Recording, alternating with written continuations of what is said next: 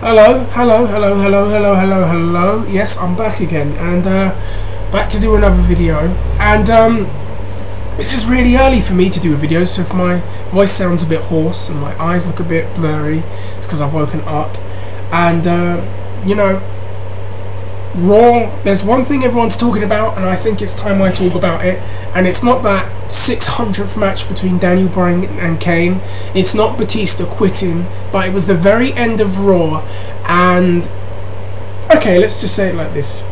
So there's a segment we're supposed to get a Roman Reigns versus Randy Orton match, and we've got Evolution, no, we've got Shield in the ring, and then we've got Hunter and Orton walking, and then they talked about Plan B, and there's Reigns, Ambrose and Rollins there, and Rollins is behind Reigns with the chair, and then boom, turns on Roman Reigns. Dean Ambrose looks shocked, attacks Dean Ambrose, beats them with the chair, and it looks like Seth Rollins is now Evolution and has apparently sold out to the almighty dollar, which people do a lot these days. And it was like this weird thing just to watch take place. And for me it's strange because just the night before we seen Shield beat the holy hell out of Evolution. They've been feuding with Evolution for so long. And you know, Seth Rollins is a part of that, and he's been one of the guys really putting the boots to them. And we go from that to him now joining Evolution, which, or you know, we assumed joining Evolution, which is kind of shocking and surprising. And it looks like Shield is splitting up, and they're going to all go their own separate ways, which we all knew was going to happen anyways. Let's face it, that was supposed to happen probably around WrestleMania this year, but it was postponed, and it looked like Roman Reigns was going to be the guy. And here are my thoughts really on this turn and what I think is going to happen, and I'll try and be as entertaining as possible as I can be. First of all, had Roman Reigns turned, I think a lot of people would have expected that, because he's the guy that they really seem to want to push. You know, look at what they did with him at Survivor Series, look at what they did with him at the Royal Rumble, look at how he's been used in his matches. Very, very subtle things that they're doing in his matches, if you've noticed, to set him apart as the guy. And people would have expected that. I think, if, you know, I would have expected if someone's going to leave first, it would have been him.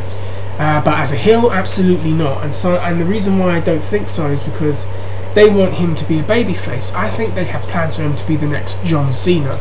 And it's sad to say it in the sense that Daniel Bryan is the transitional champion, while the real guy they get ready is Roman Reigns. But I don't see them turning Roman Reigns heel.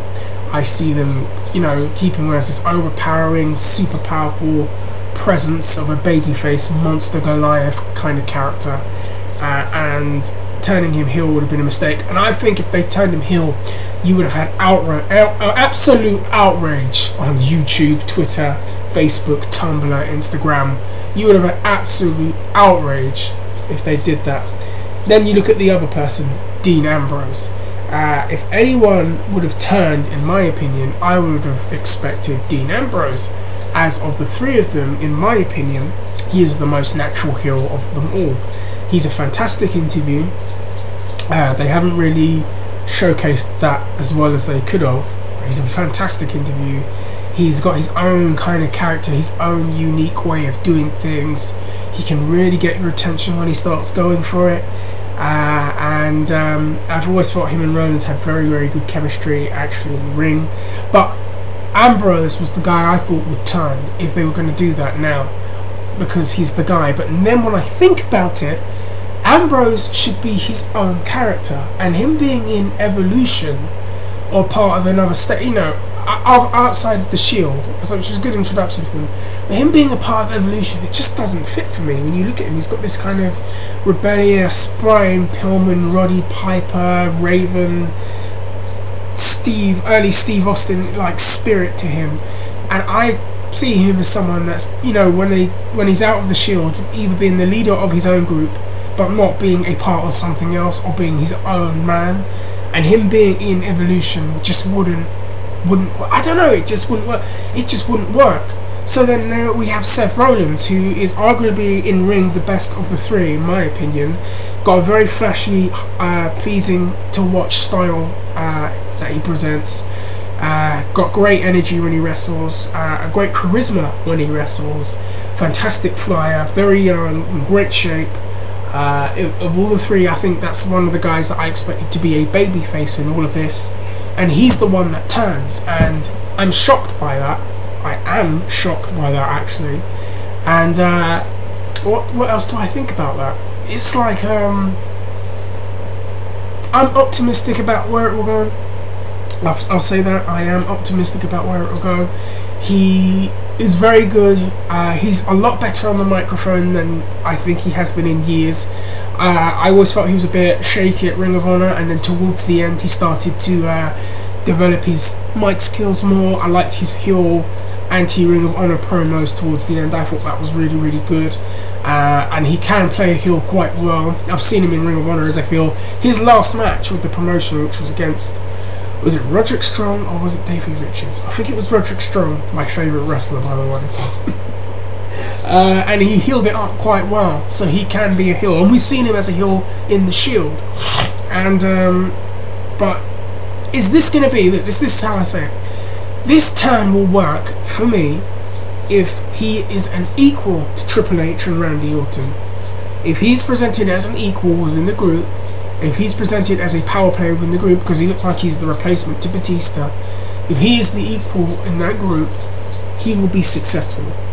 If he is the guy that is brought in to Evolution to take bumps for Hunter and Randy, to get beat every week, to be the dumb one, to just get destroyed every single week, every single month, every single Raw, every single pay-per-view, if there is no plan in place with him as a heel, then this will be an absolute failure. If he's presented as an equal, it could be very successful. And those are my thoughts. But still, just, Seth Rollins turning?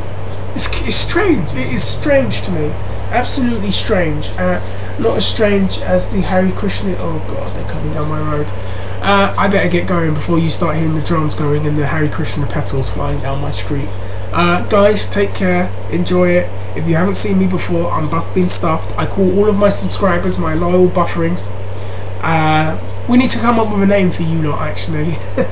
Bufferings, the buffers, the stuffers. I don't know. We'll come up with a name.